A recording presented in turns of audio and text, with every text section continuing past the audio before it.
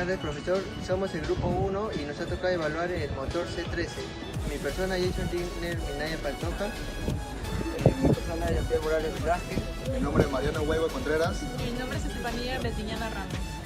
Bueno, para empezar, un curso que es análisis diagnóstico de fallos motores. Para ello tendríamos que realizar nuestra charla de seguridad. En este caso, nuestro primer taller se realizó sobre el tema el uso de PP dentro del taller. Luego, se realiza el ATS y luego el checklist.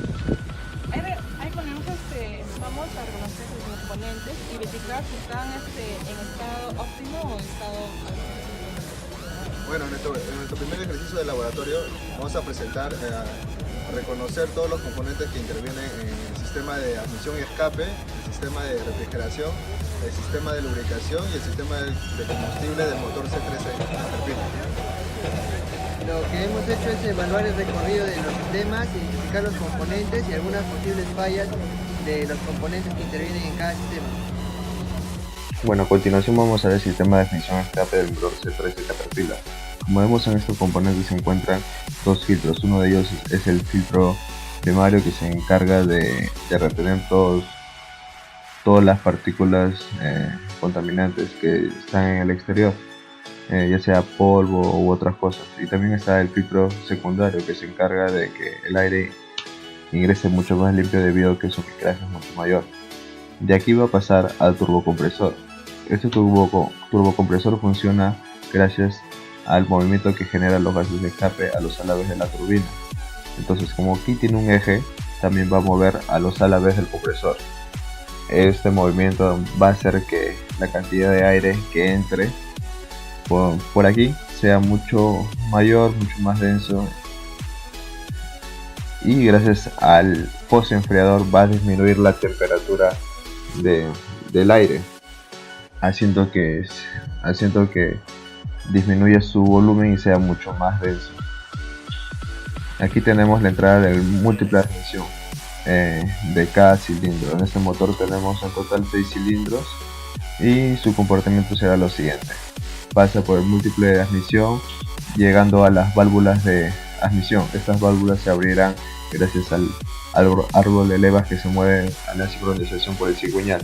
El árbol de levas, al estar en primer ciclo, dejará pasar el aire para luego pasar al segundo, tercer ciclo, ¿no? del motor. Cuando llegue al cuarto ciclo, que es la expulsión o de escape, entonces se abrirá la válvula de escape, haciendo que pase por los múltiples de escape. Entonces este múltiple de escape pasará por la turbina, haciendo girar a los álabes de la turbina. Esto pasará luego al silenciador para disminuir los ruidos y pasará hacia el medio ambiente por el tubo de escape. Aquí tenemos la válvula wastage, que se activa gracias al aire que entra por el compresor, como vemos. Entonces hará que comprima un resorte y se accione mecánicamente una apertura que hará que los gases de escape vayan directamente hacia el tubo de escape y ya no hagan girar totalmente a la turbina. Ahora, una de las posibles fallas es: ¿qué pasa si la apertura de la válvula wastage se encuentra abierta? Entonces eso quiere decir que si yo quiero una mayor potencia del motor y todos los gases de escape se van a ir hacia el ambiente y ya no va a pasar por la turbina, hará que el compresor gire a menor RPM. Entonces yo no voy a tener demasiada cantidad de aire. Entonces, al yo querer mucho más potencia, voy a inyectar mucho más combustible. Entonces la relación estequiométrica no va a ser la misma tanto para combustible como para aire.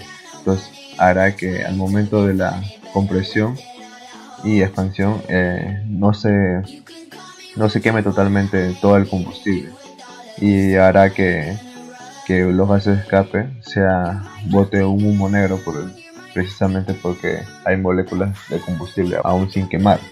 Esto hará que genere una pérdida de potencia. Ahora, ¿qué pasa también si la válvula wastage se queda cerrada? Entonces todos los gases de escape van a ir por la turbina y el compresor va a girar muy rápidamente, haciendo que se sobrecaliente el motor, debido a que yo voy a sobreesforzar demasiado el motor, ya que no puedo reducir esa cantidad de aire que pueda entrar, ¿no? Y se pueda sobrecalentar y haciendo que el refrigerante no sea lo necesario para que pueda enfriar el motor. Bueno, a continuación vamos a presentar el sistema de lubricación del motor C13 Caterpillar. Como vemos, aquí se encuentra el cárter, es donde se encuentra almacenado todo el aceite para el sistema de lubricación. Entonces aquí tenemos una bomba de engranaje que gira gracias a la sincronización del cigüeñal. Esta bomba hará que pase por una rejilla que evita que pasen limaduras. Pasará el aceite hacia la bomba de aceite. Esta bomba de aceite tendrá una válvula limitadora de alta presión que servirá para que pueda proteger de cuando se produce arranques en frío. Luego de esto pasará por una válvula de alivio que hará que la presión se encuentre óptima según el manual del fabricante, ¿no? Para que pueda llegar hasta el punto máximo de la parte superior del motor. Entonces, como vemos, aquí tenemos los conductos por donde va a pasar el lubricante. Entonces pasará por aquí por el enfriador de aceite. Este tiene una válvula de derivación.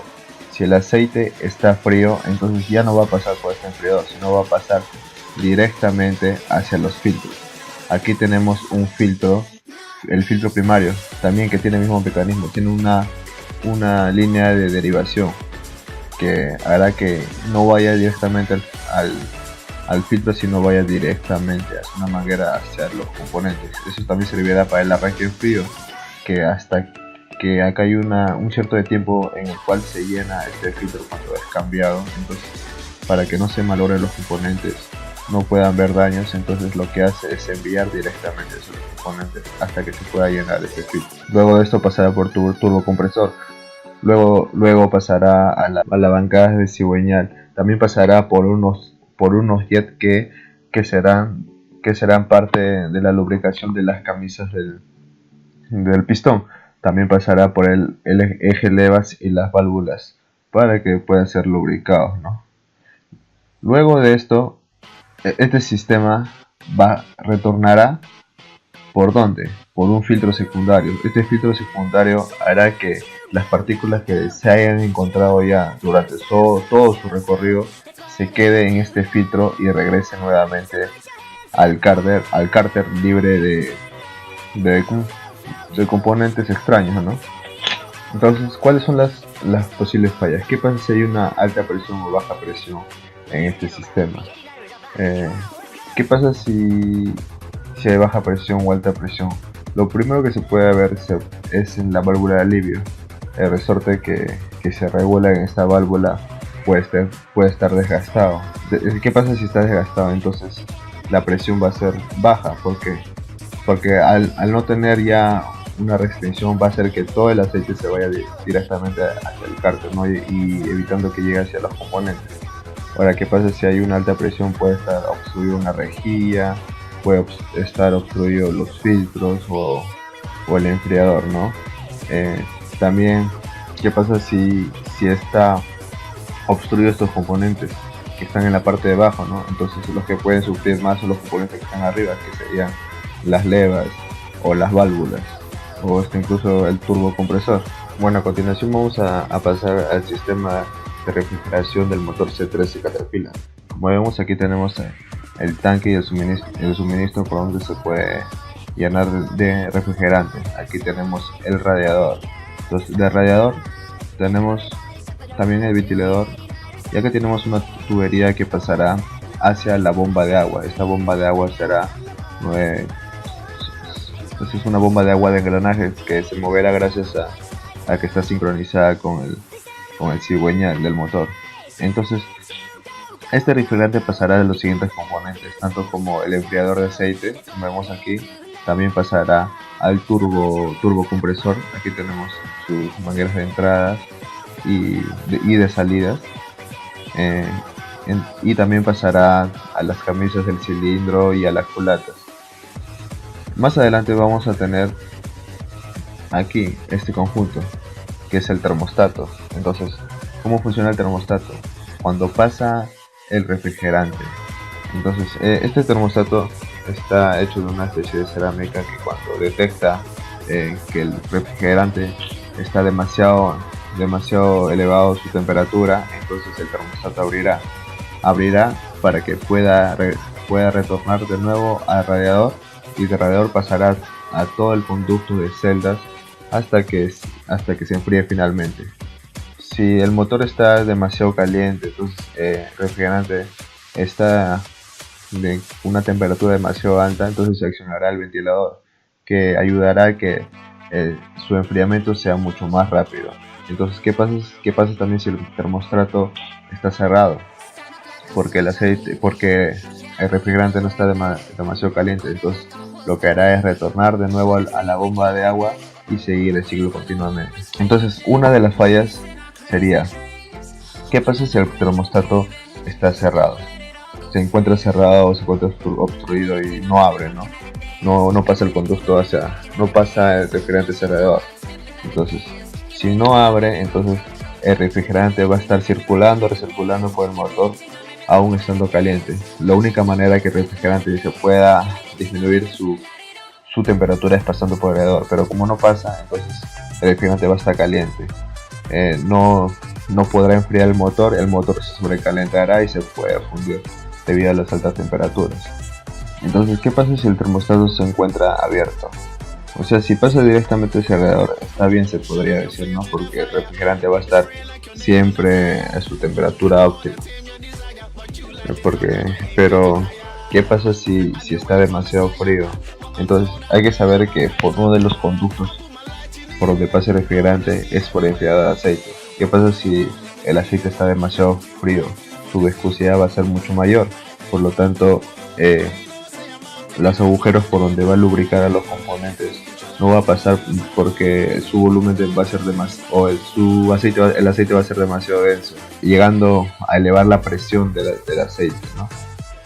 Pudiendo ocasionar fugas por alguna empaquetadura. Bueno, por último vamos a ver el sistema de combustible del motor C13 Caterpillar. Como vemos, aquí tenemos el tanque de combustible. Si seguimos la línea, nos va a llevar hasta el filtro primario y separador de agua.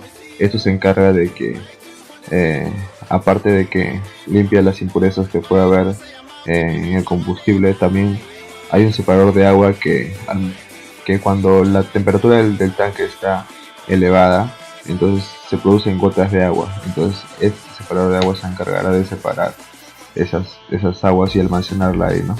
Entonces, y luego de eso pasará a la bomba de combustible, que también se mueve gracias a que está sincronizado con el cigüeñal.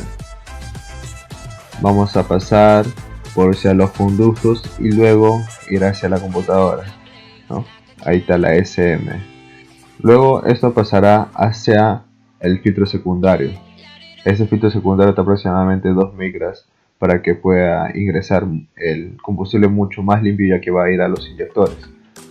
Aquí tenemos el cebador, que servirá cuando el filtro es cambiado, poder llenar todo ese filtro de combustible y no haya aire, ¿no? Para que se pueda purgar, en otras palabras. Aquí seguimos las vías y vemos que aquí recién entra hacia los inyectores, hacia los 6 inyectores que tiene el motor, ¿no? Aquí tenemos el ramal que en un momento vamos a hablar, y por esta parte es donde sale hasta llegar hasta una válvula de presión del combustible. ¿Esto para qué sirve? Para que el flujo sea constante. Si no tenemos esta válvula, entonces todo se va a drenar. Eso quiere decir que no vamos a tener combustible almacenado en los inyectores, y al momento de arrancar lo que va a inyectar es aire, ¿no? En vez de combustible. Y finalmente vamos a seguir, y por gravedad se va a ir hacia el tanque. Una de las preguntas: ¿qué tipo de inyectores es? Entonces hemos visto que los inyectores son MUI, que significa que es una unidad de inyección accionada mecánicamente pero controlada electrónicamente. ¿Esto qué quiere decir? Todo este conjunto se mueve gracias a los sensores, tanto del cigüeñal, o el sensor de temperatura, o etcétera, ¿no? Que hace que la inyección del combustible sea óptimo. Una de las fallas que se puede detectar es qué pasa si uno de los filtros no cumple su función. Entonces se va a obstruir los inyectores o uno de los inyectores. ¿Y cómo se puede saber esto? Entonces, como son controlados electrónicamente, entonces lo que se puede hacer es desconectar la tensión que alimenta a cada uno de los inyectores. Entonces, si desconectamos uno de los inyectores y vemos que pierde potencia, entonces significa que está cumpliendo bien su función. Pero ¿qué pasa si llegamos a un punto donde quitamos un inyector y sigue sonando igual el motor? Entonces se puede observar que ese inyector puede estar obstruido o tal vez no llegue tensión a ese inyector. También una de las preguntas también es qué pasa si la válvula de presión del combustible está mal regulada. Se puede decir que la regulación es mínima, entonces todo el combustible se va a ir directamente hacia el tanque, dejando sin combustible, o no va a haber una línea continua de combustible dentro a los inyectores. ¿Qué pasa si se apaga el motor?